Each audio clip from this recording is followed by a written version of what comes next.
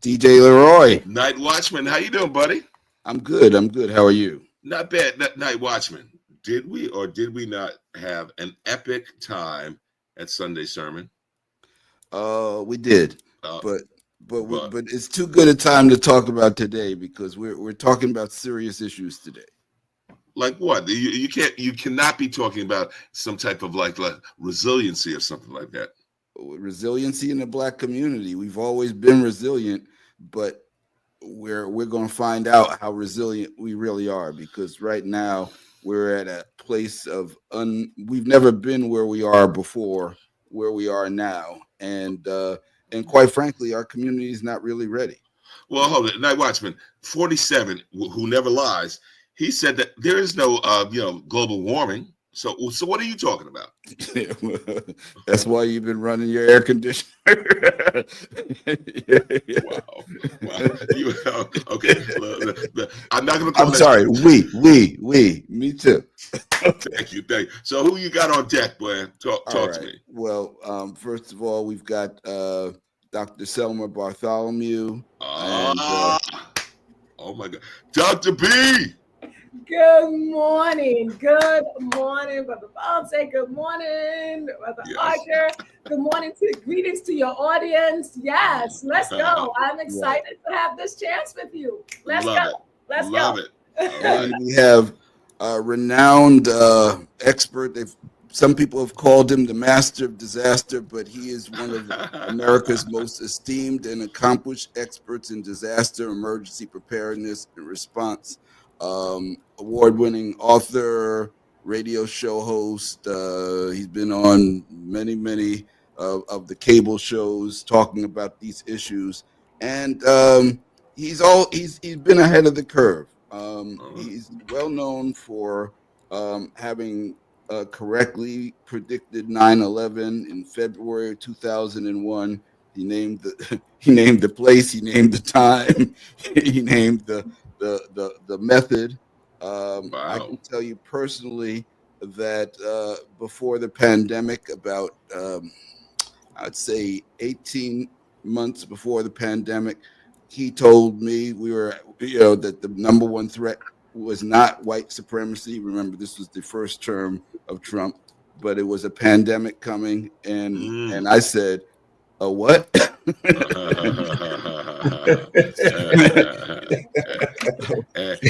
the rest is history. Right. And well, we're here now because, we're facing the risk profile on so many things right now is going on. And you know what they say, when America catches a cold, Black America gets pneumonia. So we're trying to get the blankets out because winter is coming. Gotcha.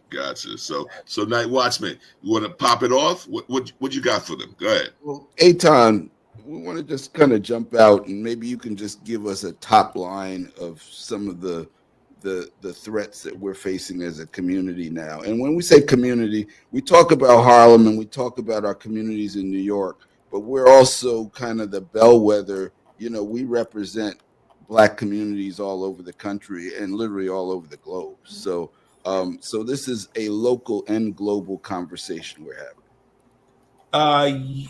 Yeah. Well, first of all, I want to say that good morning to everybody again. Mm-hmm.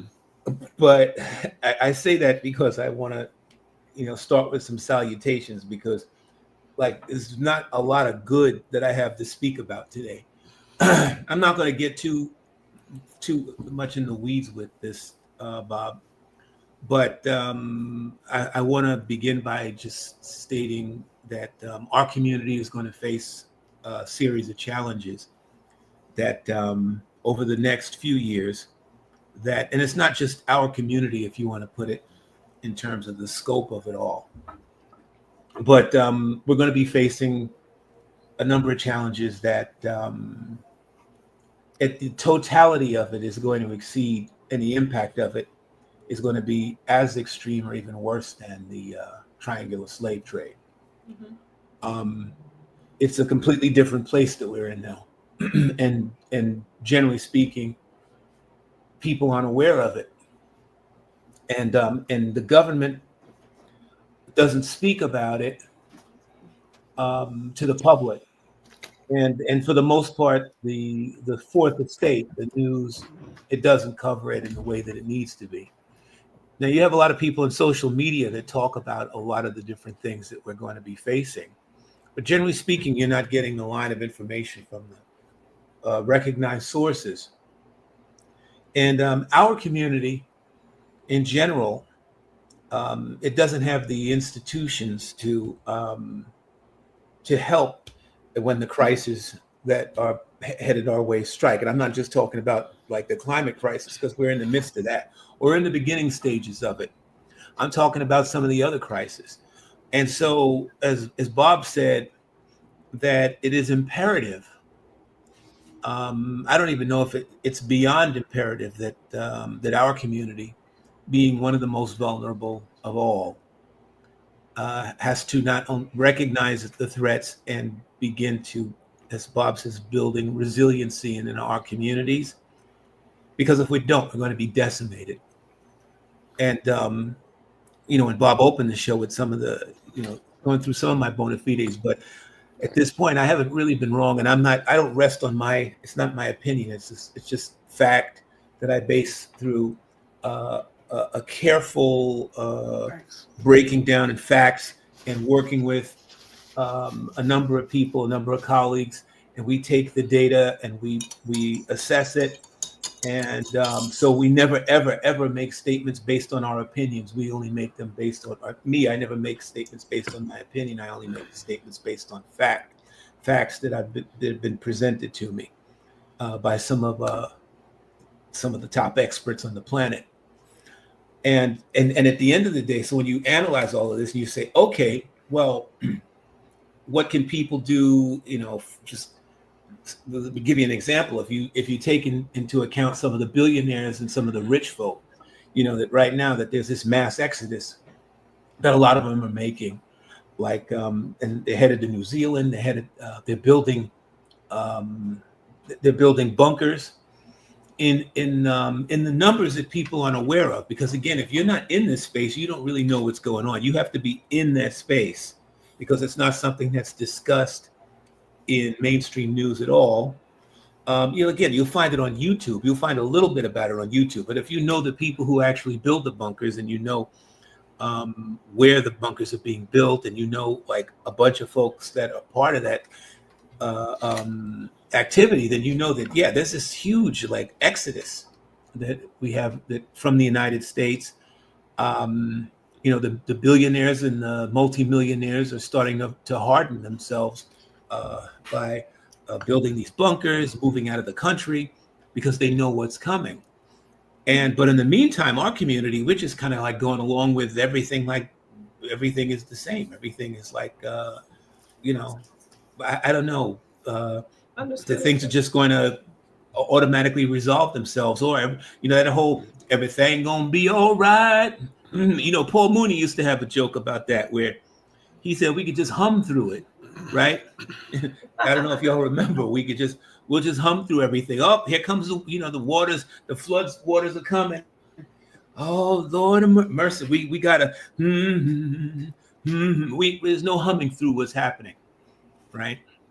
So the idea now is to build resiliency into a community that cannot depend upon the standard mechanisms. FEMA's been denuded by Donald Trump. It was already impacted before Trump came in, but now FEMA is just a shadow of itself. And a number of other agencies that work with FEMA are severely diminished.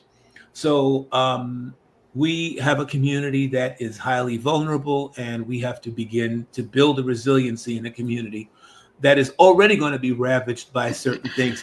Now it's up to us how much we're going to be ravaged, and we can change a lot of this dynamic now by recognizing the dire straits that we're in, begin to take action, or we just don't, and we'll just leave everything to the authorities and then just hope for the best when the things happen. And so I guess what the idea and what I want to get across to folks today is that it's our choice, sink or swim. We're on the Titanic. It's sinking. We can head for the lifeboats, or we can just hope that we can make it to the lifeboats. And, and that's basically it. And I'm just I'm struggling here to be as mild as I possibly can. And Bob knows that. I'm trying to be. This is Aton being cheerful. All right now. Good morning. So Night Watchman, should I leave now or stay? No, I think you should stay and listen. So, Dr. Selma, we wanted to have you on because, as some of what we are aware, you've already been working on some of these issues in the community. As a matter of fact, you're going to participate in an event coming up on August 23rd, where we're going to address these issues, and we've got a panel of people. And you've already I think you did an event last Saturday as well. So yes. Talk about a little bit about some of your interactions in the community, what you're telling people, and how are you being received? Absolutely. So yeah.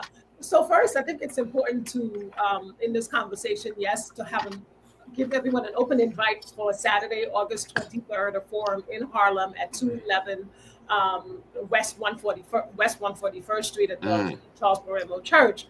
But this conversation about resiliency, right? It has to have a level of what does it mean to be resilient? And let me give some people some data. I love to be able to say, in God we trust, all else bring data. So people understand what we're talking about, right? Mm-hmm. So, for example, when we saw Hurricane Katrina, we had over almost 1.5 million people affected by FEMA, and over $125 billion in cost. But FEMA only gave $50 billion. FEMA only spent about $50 billion. And so what the Aton was referring to is we have this false sense of security where we think, right, that yes, we are in, a modern government. And yes, we do have structure here. I want to say that. And that is something that we now need to lean on as resilience. How do we use the systems and the structures and make certain demands of leaders so that we are better prepared? But when we see Hurricane Katrina, we see Ida, we see the major fires and floods. Fires that just are happening even now in California, right? We often just see the blurb in the news around the event, but we don't see the after effect. We don't see the gaps in terms of whether or not people had what they need in order to rebuild their lives. And so as we look as a community, and you mentioned, yes, in terms of New York, but I think New York City represents, as an urban city, a lot of the challenges that Black communities are facing across this country and across this world. And it's not just Black communities. I've had the honor of traveling around this country. I've been in places in North Dakota. I've been in Minneapolis. I've been in California. And so when people are not rich, right? Most people are not rich. What is that sense of preparedness? And so we're busy working. We're busy just taking care of our families. And so we have this false sense that government is going to do every single thing. But we don't necessarily have leaders who are strategic thinkers, who are strategic planners. And as Brother Aton mentioned, who are really being honest, right? Honest with us about what are the challenges that we're facing. And so on August 23rd, to really extend this invitation, please come and join experts like Dr. Jessie Fields, like Miss Majora Carter, to really have a powerful conversation around what is a framework on resiliency. What does it mean to be prepared? What do you have to be prepared for? And there are different levels of preparedness, right? Like you have to take responsibility in terms of your own family, but we don't necessarily have, we say we have community, Brother Ponce and Carter, but I don't see the evidence of a strong community. We don't have block leaders. We don't necessarily have, when something happens, we see it all the time, the floods in the subway. And then afterwards, we get the quick news, but we really don't have a clear response strategy. So this is an opportunity to have a really powerful conversation about that. Excellent. You know what? I guess one of the things, Night Watchman, please tell me if I'm correct, that I do recall, I guess it was when Sandy came, right? And we looked north to, let's say, Esplanade Gardens. The buildings were okay. It stood up, and as well as the grounds around. However, major flooding in the parking lot. Yes. Tell me about that. Anybody one comment on that? Well, I mean, what we found out after that was that the flood zone maps that we had were totally wrong, and they were changed as a result of that. But that didn't, the impact was already there. So, climate change is a real thing, and the rising issues of any city or place that's on the water is something that we have to contend with. And we right now we're at a place where we have the current government denies the science, and so it means that a lot of the intellectual capital that we had that was going forward to addressing issues, it's not happening anymore. But were they really addressing it? Like, do you really think at the end of the day, I know everyone right now is all very angry about the orange man. I get it, right? I totally get it. But I think I see it as a two-headed snake. Were you really addressing the deep issues, right? Or are we making assumptions that they were really being addressed in the community? So when I think about resiliency, as you're thinking about it in the context of disaster, right? Well, certainly people think there's floods, right? And so, it won't happen to me, right? And let me give somebody something very concrete that I think you should all have, that I have learned about, that you can go onto Amazon and buy these alarms for your house for water, literally. Cost a few dollars, you put them in your basement, and if there's a flood, it'll go off. And so I thank my amazing campaign trailblazer, Dr. Medicia, Orr, for that, right? And so there's some very concrete things you can do. But we'd like to say that, yes, because we have President Trump and his leadership, and they're saying, there's not climate change, that, we had this, really awesome thought, individuals who were doing this work. I see that the work has been led in some level conversation-wise, but it hasn't necessarily touched our communities. I go to New Orleans a lot, and it hurts me to see, for example, you still see blue tarps on the roof since Hurricane Ida. Wow. And so don't tell me that, that all of a sudden that we were doing so well in our communities and across this country. We were not doing well. And it's about knowledge and figuring out how do you now lead, right? And get people to have the knowledge and the understanding that they need, what to do. Who are the leaders? Who are those individuals within the community? We see the fire departments, and yes, they do an amazing job, but we see them in response mode, not in preventive, and not in modes where you're really educating people on what to do, how to do it. And until you have people who have the knowledge and the information, as Brother Aton was, addressing, then people fundamentally will hum their way through challenges, right? And will hum their way through it, and not address, and not have the courage as well, right? To not have the courage as well to say, I'm not sure, I'm afraid, or tell me in a very clear way what to do. We have, there's no use of the technology. There's no use of, you can certainly do a whole lot of things with AI now and videos, but there really isn't this integration from any of the leaders. I don't see it in terms of the current administration or the previous administrations. I don't see the evidence of the work in our communities. And that might make people feel a little uncomfortable, but I'm okay with people feeling uncomfortable. No, I think I agree entirely. I think we have an issue with mindset in our community, that there's an expectation, that the government will provide, and we need to change that expectation and understand that leadership needs to start literally at home. So I want to throw this to Aton. Aton, we've had some conversations about kind of putting forward a baseline of what a Black household should be doing just in general to prepare for themselves. Can you say a few things about that? Yeah, sure. I think that Bob and I have had numerous conversations about this, and there's a lot of things that we have coming, and sometimes it can be daunting to try to figure out practical solutions. So my thing is that it's doing what we can do, right? Because a lot of the things that we have to face require special sets of skills that a lot of us don't have, and even if for those of us that do have them, that also requires a level of help. Because like I was just talking to somebody yesterday, and about the different challenges that different communities face. And one of the most difficult ones is the most fixable, and that is the physical health of a community, where a community stands. I was trying to explain to this particular person about, what they call the go bags and everything else. And I was telling him about, when you get a go bag, you recognize that that's something that you have to carry.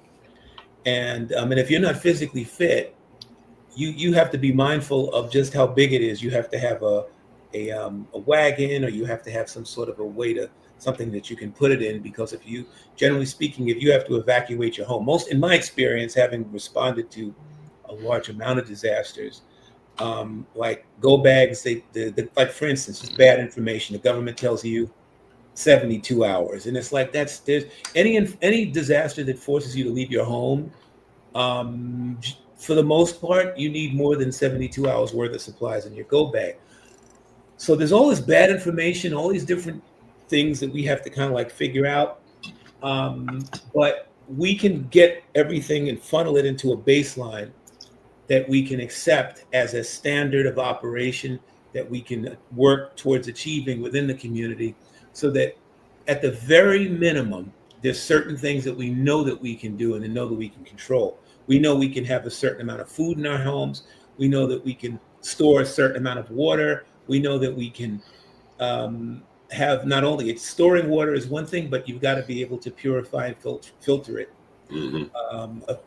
Filter it and purify it, because you oftentimes you don't know if the water that you are going to have available is going to be clean, because during like major calamities and major catastrophes, treatment centers can go down, and that whole boil water alert it's always dangerous, because just because you're boiling your water, you're talking about dealing with organic or biological pathogens. You're talking about microorganisms and viruses, but you're not talking about everything else that comes with the water when it's not treated. So you really want to have the ability to filter your water and purify it. And so that's another thing. So all of us can have water filters. We can become our own water treatment facilities in the event that we lose our water treatment facilities. We can have emergency food stored. We can have first aid stored. And having a national baseline, which is something I've been a proponent of for a while, having a national black baseline of certain amount of food, stuff that you need for water, stuff you need for first aid, and everything else is something that we can do. And, look, I'm going to be blunt with you. I'll be blunt. Everybody is not going to make it. It's not built. And I'm not even just talking about Black folks. I'm talking about everybody. There's things that are happening now that we're just not even remotely aware of, that some of my colleagues in the sciences, it keeps them up at night. Wow. So, I'm sorry. No, I was just going to. So, Aton, I want to stay on this. It's going to be slightly different, but I noticed that Bob did mention something about you saw or predicted, let's say 9/11. I want just to know, was that based on the attack in '93? That's one, and then two, might you have also seen what was going to happen on October 7th in Israel and Gaza? Well, I wasn't. Yeah, I did, and again, it was like a careful analysis of data. Knowing people in the intelligence community, the stuff that happened in 9/11. There's a radio program called The Open Line. You're probably familiar with it, which is where I had broken the news in February of 2001. Wow. Now, keep in mind, before February, we had covered this before February. We were talking about that there was going to be a major attack in New York.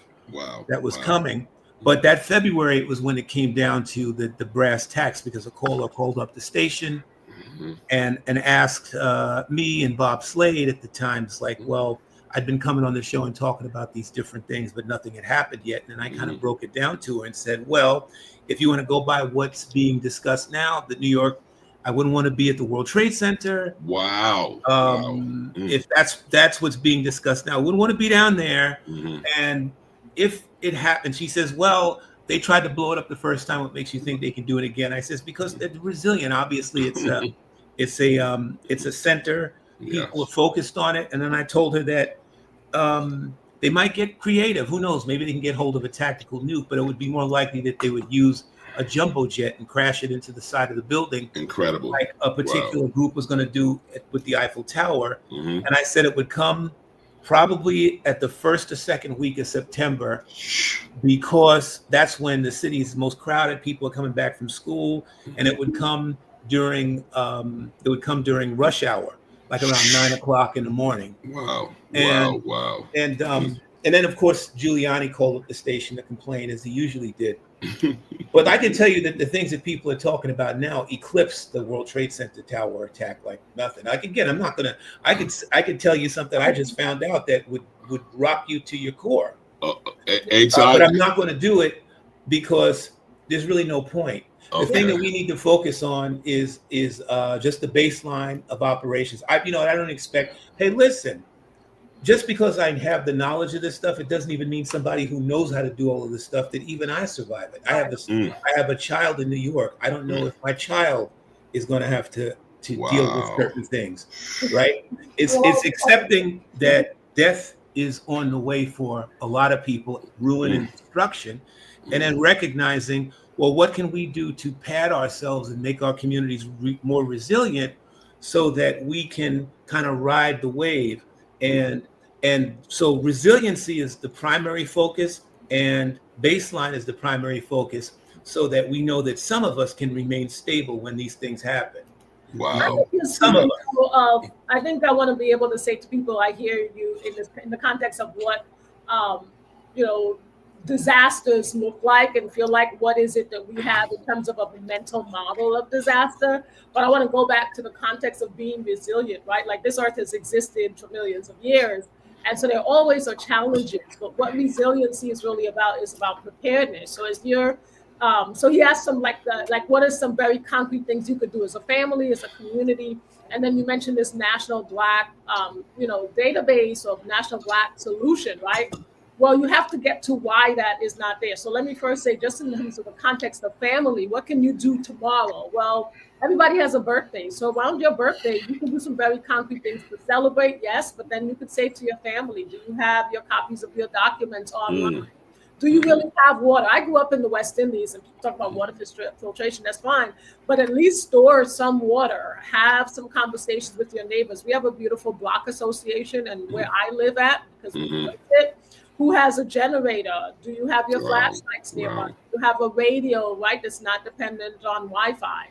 So those are some very concrete things that you can do in terms of yourself. Everybody should at least have their documents, because, we do rely on FEMA and on government. But if you don't even have that in the context of a fire or something, then that leaves you feeling vulnerable. So don't leave yourself vulnerable when you could take action. But the question of why is it that as communities across this country, and I know we're having a conversation in the context of the African-American community, in the context of Black and Brown communities, right?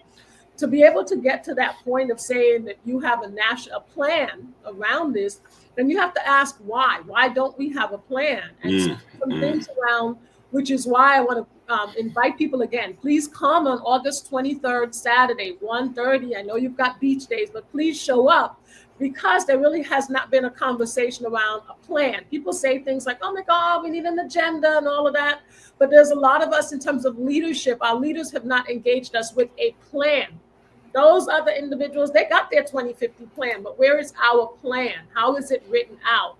Do people know what it is? So until you can bring people in a room, strategic thinkers and individuals in a room and in a space, and say, how do you go about a plan? Okay, what are those key actions that you need? Well, if you're going to have something around a national disaster plan, you need space. Who's going to store it? How much does it cost, right? When are you going to be able to assess it? Who are the scientists? So Brother Aton got this depth of experience, right?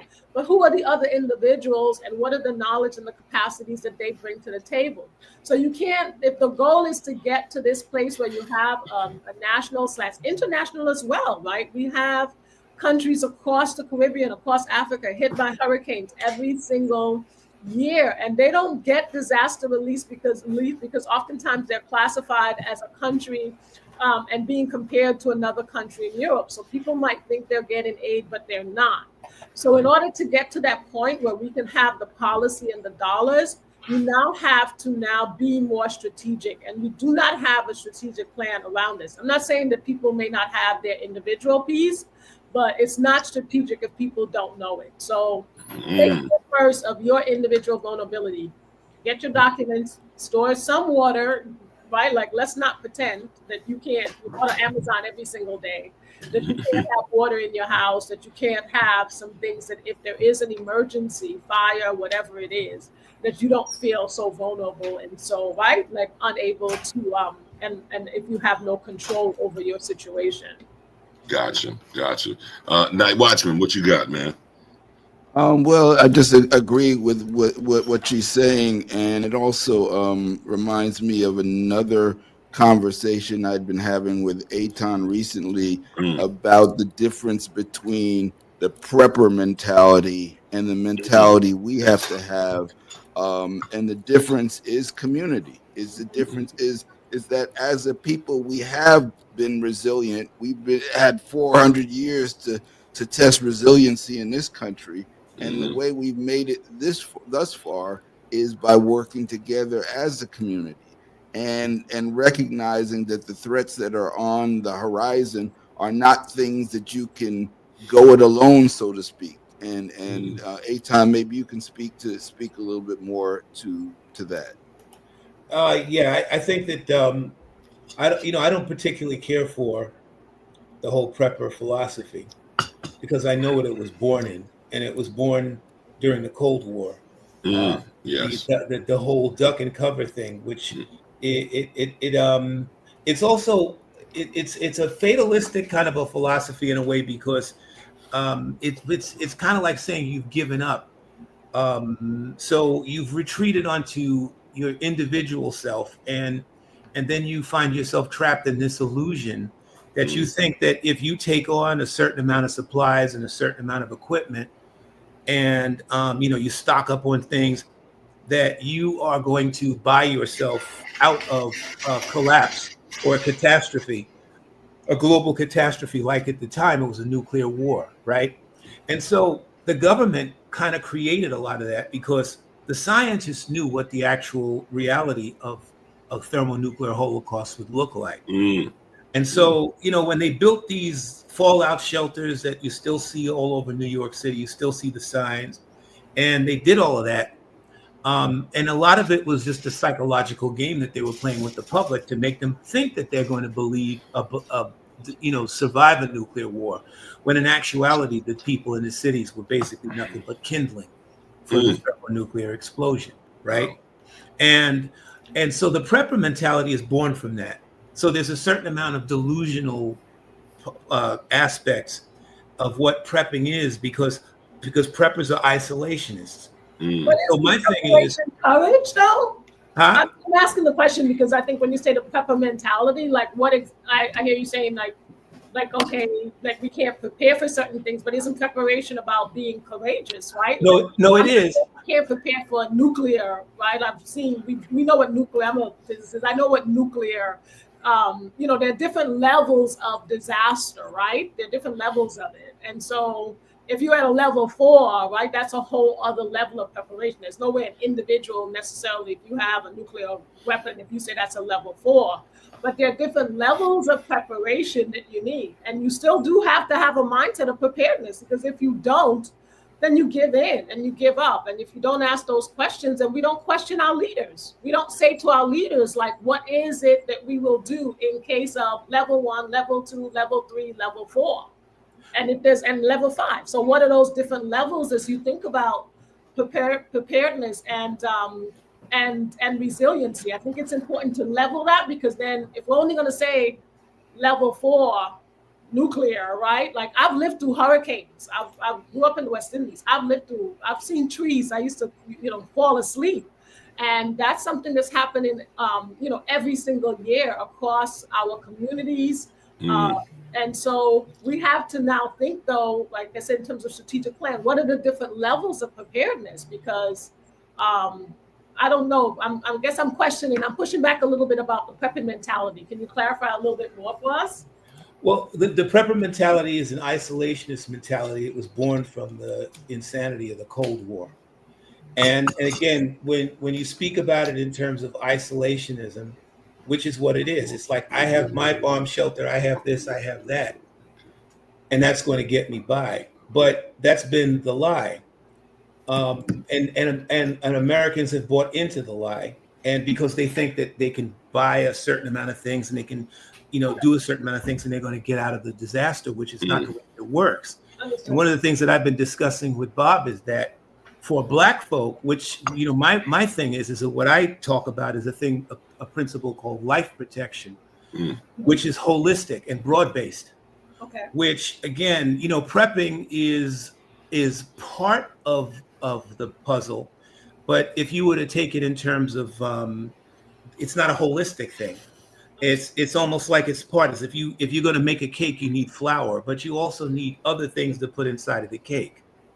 And prepping is just one small aspect. First of all, if you want to get down to it, in terms of the physical aspect, the first thing that you got to lean towards, especially in our community, is physical health.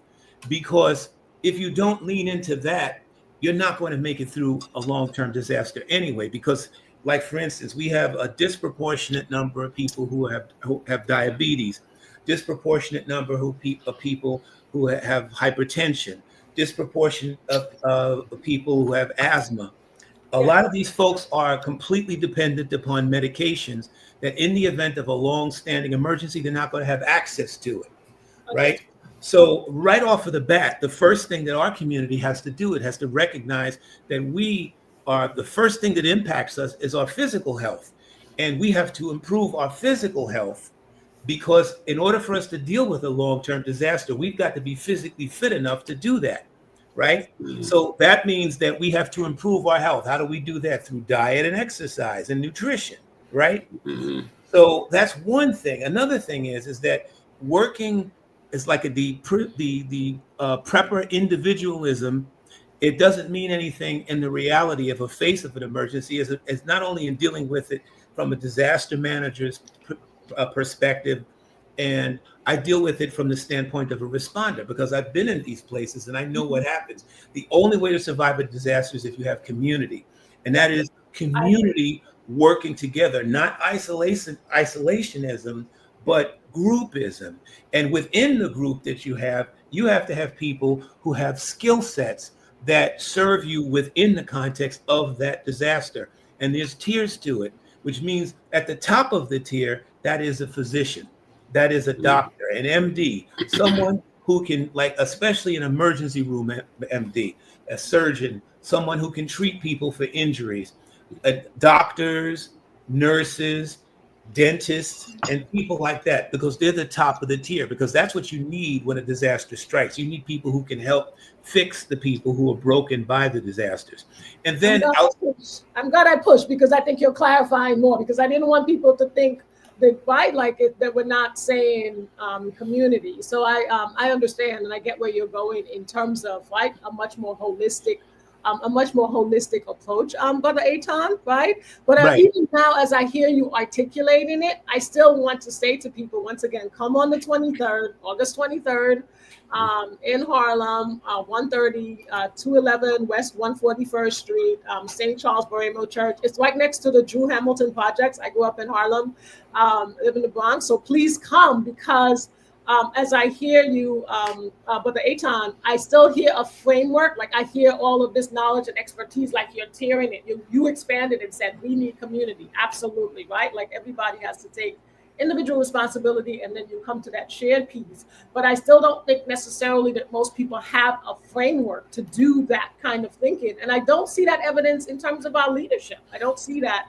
in our communities. We have city council members, we have borough presidents, but I don't see necessarily the communication of that framework that you're speaking to, Brother Aton. But you see, that's what I'm talking about. And if they don't have the framework, and if they don't have the skill sets, then they can only last as long as what their supplies last.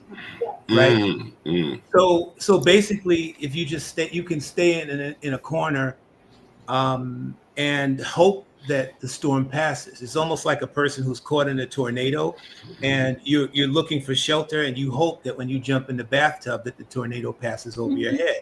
Yes. So in a lot of cases, it's based on luck. But when you have this kind of a holistic perspective, that is the thing that will really get you through it. And if you look towards individualism, then you have to look towards people who have extreme hyper skill sets, which most of the people that are going to do this do not. And in order to sustain yourself through, like I even think about when in responding to Haiti when the earthquake had happened, and having and seen that and recognizing, wow, look at what these folks have had to do. I often talk about how there was one woman who was down there in Bouquet who had to walk like 6 kilometers every morning to get fresh water and 6 kilometers back. Yes. Most of us can't do stuff like that because we're not physically fit enough. We have a small woman who had to take a metal bar and to balance water and walk 6 kilometers one way and 6 kilometers back. Most of us who try to do that would have heart attacks trying to pull something like that off. So, but what did she have? She had the first component in a crisis, which is she had the physical health and strength that allowed for her to go and get that water so that she can bring that water back for her family. Wow. And so this is why I'm saying that if we think in the compartmentalized way, if our mentality is developed in a compartmentalized way, that the prepper mentality, which is do this for me. But if we don't think in terms of the 360-degree aspect of it, then we're going to be lost unless we have those hyper skill sets. Like I always tell, listen, if I didn't have a family, if I didn't have loved ones, it would be easy for me because like I've gone living this life kind of this character called Snake Plissken. I tell this to Bob all the time. I could care less what I can survive in any environment. It doesn't make any difference to me, right? How bad things get. In terms of that, I'm just talking about me. And if you know what, and if I'm hurt, I'll do the whole Rambo thing and sew myself up. I got medical skills. And if but are you going to go that extreme? Because that's what the prepper mentality has kind of like, because keep in mind, I know so many of these folks. I used to do a television show called The Doomsday Prepper, which was a big mistake that I even involved myself in that effort, simply because I saw, it's when I began to see the psychological aspects of this. And it's when I can remember when Nat Geo would come to me when it started and hey, Aton, do you want to do this? And at the time I was still under contract to the Discovery Channel. But I helped it along. And then I started to see like, wait, some of these people are just flat out nuts. They people buying armored personnel carriers, and I'm like, what the hell are you doing? It's like you literally think that because I put my preps underwater so nobody can find it. But meanwhile, you let a television crew come to your house and view you in a scuba suit going underwater. It's like, oh, I see that this is a psychological thing. And it's funny. Do you think that that's most of us? I don't necessarily think that. I'm not saying that not a lot. No, that's not the point. It's not that that's us. That's the prepper mindset, right? Like, yeah, right. I get it. Well, I started this thread by saying, we have to have a different mentality. Now, I want to bring another perspective on it. There's a book called Survival of the Richest by Douglas Rushkoff, and it's basically.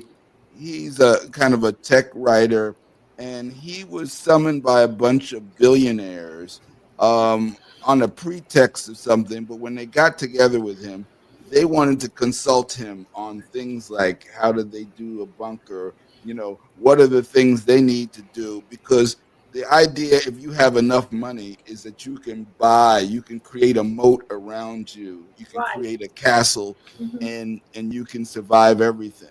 But when you actually start to get down to it, it doesn't work that way in a real disaster. These questions that they would ask this guy, like, okay, well, how do I keep loyalty to the army of people I have to protect me in an emergency? And the answer is, you need to be kind to them. Yes. Because in an emergency, they don't need you. The money is no longer worth anything. And and you need to survive on the goodwill that you've already put in with them. And so even in those extreme aspects, if you don't have community and if you don't have real relationships around you, that's the thing. In addition to the preparation. So we need the preparation. We need the mindset of not expecting that governmental forces are going to come and bail us out, especially in light of what we're seeing now. But we also need to rely on our number one resource, which has always been ourselves and our community. Beautiful. Well said. That yes. part. Yeah. And Aton, I gotta ask. Okay, so I'm thinking about, and Bob, you know this too. So I'm thinking about this, of course, Twilight Zone episode. Okay, dude has actually built his bomb shelter. There's an impending nuclear attack. Yes. And then, of course, on the streets, all chaos is breaking out, right? Because they say, "Yo, I want to be saved. I want to be saved." So, Aton, I did hear you say that not all of us will survive. Now, what Bob said earlier in terms of billionaires, are they the class that's going to survive this when it does happen? No, but that's what they've deluded themselves into believing. They think they can go down to New Zealand and then they can ride this out. Ride out a nuclear winter that lasts for 10 years. Because that, again, there's a delusional aspect of it. I was just talking, I'm going to give you an example. I was talking to a classic prepper several weeks ago, and I think that I've had this conversation with Bob a few times.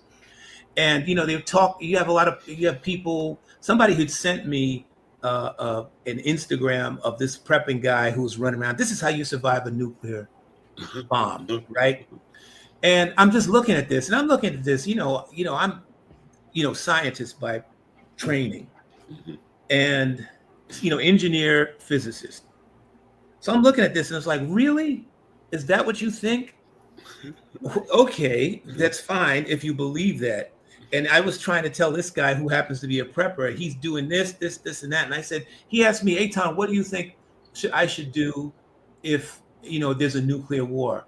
And I said, well, then you have to find like the LD-50 or something so that you could euthanize yourself and your family. Wow. Depending on your distance from the epicenter of the bomb blast. He says, what are you talking about?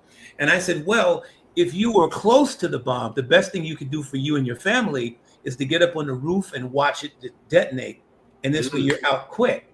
Wow. Because if you're not far away from it, or if you're just far away from it enough where the blast, you're not caught up in the blast wave, and you're not caught up in the flash, and you're not burned up or whatever, then you're going to suffer and you're going to die miserably. So you have the choice of dying miserably and, or taking yourself out before. He was completely shocked by that. He was like, and I said, and again, it's because of this misnomer. And I said, what's interesting? That I want to know how many preppers have been involved in the anti-nuke movement.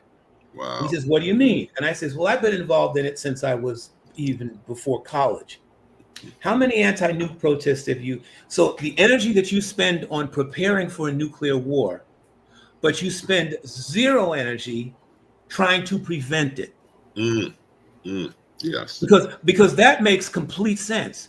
So what I'm saying is, and it's something that I talked to Bob about. I have, a program, and when I started this fall, one of the things that I'm going to start doing is that Black folks need to get themselves involved in the anti-nuke movement. Black folks need to be in the forefront of the movements that prevent these situations from happening.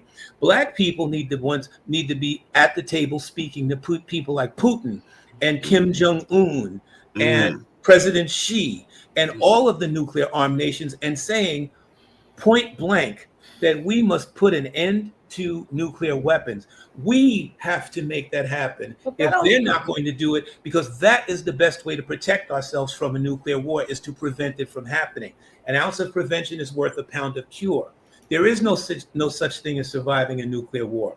That's what I'm talking about, the change of the mentality, not the prepper's mentality. That's why I coined this thing life defense. How do you do it? You think holistically and you say, what is the most practical way that I can deal with this threat? Okay, so if we're talking about water storage and stuff like what Bob says, and having a national baseline, right? Storing X amount of water, having certain amount of water filters, certain types of water filters that can, allow for you to purify and filter water just in case water treatment doesn't work, right? That's a simple thing for us to do. Having emergency food, simple thing for us to do. These are things that we have within our control. But there's other things that we have to do as well that can help to mitigate against and deal with the disasters. And in some cases, when you're mitigating against it, you can knock it out. And we're not involved in any of that. We're not even having a dialogue about it. What we're doing is kind of entrenching ourselves in the same kind of behavioral paradigm that we have mostly white America has entrenched itself in, even though, and they're basically the people behind most of the different threats that are human made that can take us out. So I'm saying that we have to have a completely different mentality about it. We have to have it at least to be sane and rational and recognize that not only do we have a responsibility to self, we have a responsibility to community, and we have a responsibility to the planet. And that is, so in order for us to think in a sane and rational way, we have to say, wait a minute, here's what I can do. So you start with the self, which is physical health, right? I'm going to clean myself up. I'm going to stop eating junk. I'm going to walk every day. I'm going to do this. I'm going to do that. I'm going to make a commitment to my physical self that within 3 months, I'm going to be fitter than I once was. I'm going to be able to walk 5-10 miles. I'm going to do this. I'm going to be able to do that. I'm going to get off of the sugar, get off of the meat, get off of the different things that is bringing me down.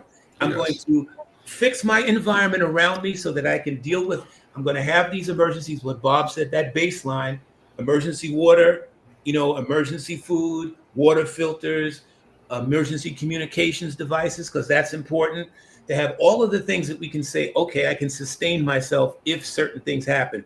And then I'm going to expand that. And then I'm going to find out what I can do to prevent certain things. That's the holistic sense. And that's the thing that we can do as a people. We cannot follow basically the paradigm of white America, because it's really a white American paradigm. It's not even a global paradigm.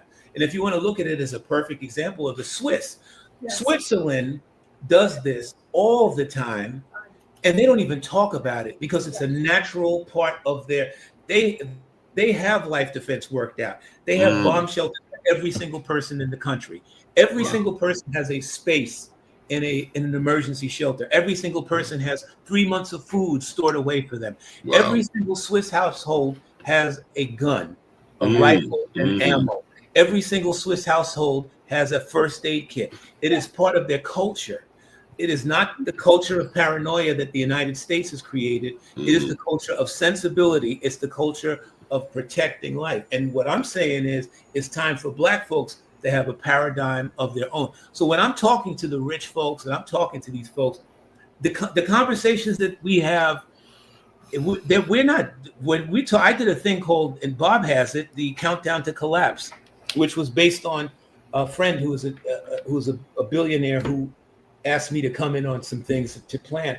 And when you have these conversations with these people, they're completely different in what we talk about. It's always micro with us, and it's never macro, right? And what I'm saying is we got to go to the macro. The micro is us, the individual, but we have to go to the macro and figure out how we can deal with what starts with us and then work our way up into the bigger pictures, because we have a very short period of time to get this stuff done.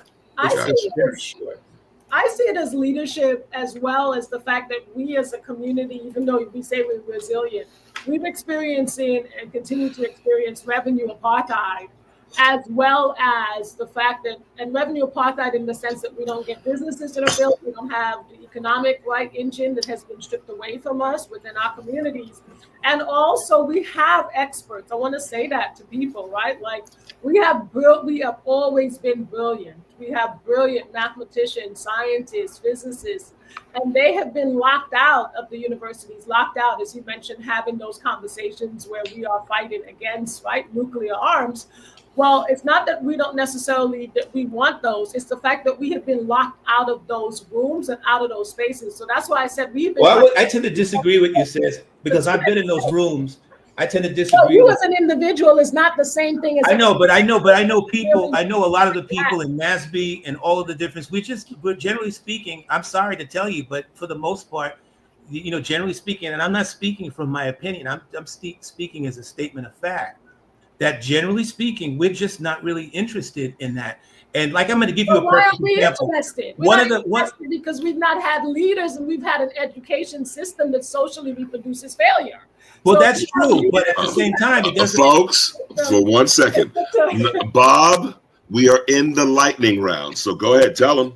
It's only an hour show, so we got to tighten it up. So what we're going to do? Another hour. well, hold it. Based on how this is going, I think you will be invited back to the cookout. How's that? Okay, all right. There you go. So, Bob, go ahead. Give the rules. So just a brief summation, and we're obviously going to talk about the event a little bit. But Dr. Selma, if you want to just kind of give a few last words, and Aton a few last words, and then we're going to wrap up.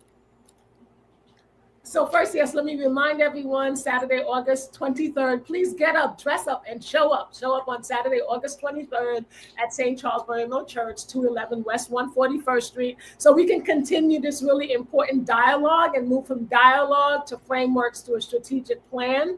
And as we think about resiliency, yes, we are resilient, but let's not be blind. Let's really take action on an individual level and on a community level. And we also realize that we do have to now build an economic engine to fight the revenue apartheid that we're facing as a community. We need a different set of leaders who are fundamentally responsible to people, not to the wealthy, not to the wealthy few.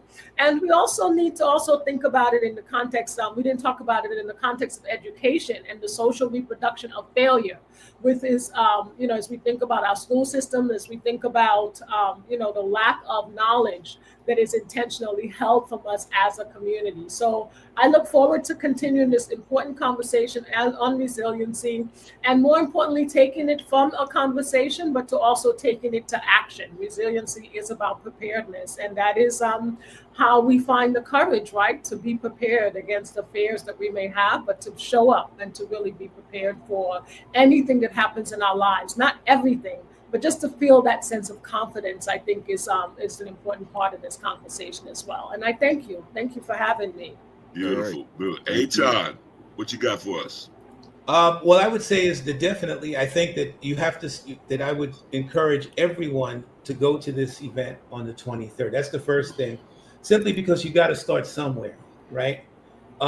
You have to begin to recognize your responsibility in building resilience in the community, building resilience for yourself and your family, because again, preparedness starts with you and the individual, right? But to also recognize another thing, and the biggest thing that I want to say is making sure that people recognize that the time is tight, which is why I think you need to go to this. Is if you were going to, that you have to place this on the utmost priority, simply because there's not a lot of time for you to get yourselves together in the ways that you need to. And this event on the 23rd can be the beginning of a process that can help you in the long run, even what's going to be happening in the fall. So just to focus on that. And, the broader aspects of our conversation, which is, there's really no way to get a practical solution to that in the time that we have. The one thing that I can say is that we need to be in the spaces where these kinds of conversations are taking place, and we need to start to develop interest in it, which is what I was, telling, Dr. Bartholomew about the elements that we do have in our community, the brilliant scientists and engineers, people in NASB, National Society of Black Physicists, and a bunch who just really, as being one of them, when you talk to them about it, it's like, I'm not, it's like, we got to step up, because these are the people who are going to make the difference, and we got to get interested in this, because if we don't, then if you want to sink with the ship, then that's nothing. That's a choice that we make. But I don't want to sink with the ship. I want to see us survive and prosper, even in the worst situations, and we're facing the worst. So go to this event, start now in building resiliency for yourself and your family. And I say this and it sounds cryptic, trust me, do it with every fiber in your being, because this fall is going to be the introduction of a period in our history, in human history, that is the most challenging period that we've faced since the Ice Age. Wow. So just recognize where we are and recognize that you got to start now. Otherwise, it's it. All right. Thank you all. Night Watchmen, take us home. So the last thing I want to say about the event on the 23rd, which I will be co-moderating with Rozalyn Shepard. We mentioned the panelists. Dr. Selma is going to be on it. Majora Carter. She's going to be talking about the economic realities and how we create economic resiliency. Dr. Jessie Fields is going to be talking about health issues, and Ray Figueroa is going to be talking about how we can grow our own food in the community. And we're going to have a dialogue about that connection between food and health, which is so important. We talked a lot on this show about health. And Stu Reid, who's doing work in the community with communications. So it's going to be a solutions-oriented. We're not going to pound the problems in. We know what the problems are, but we want to talk about solutions. So we hope to see you there. You've been listening to Soul Lounge Prime Time on WHCR 90.3 FM, the voice of Harlem. Also live streaming on YouTube and Facebook. You can always find us on Monday evenings, 7 o'clock on the radio, 90.3 FM or WHCR.org, and 8 o'clock we're live streaming on YouTube and Facebook. Thank you, Dr. Selma. Thank you, Aton. And yes, you will be invited back to the cookout. But remember, no raisins in the potato salad. Oh, none. Now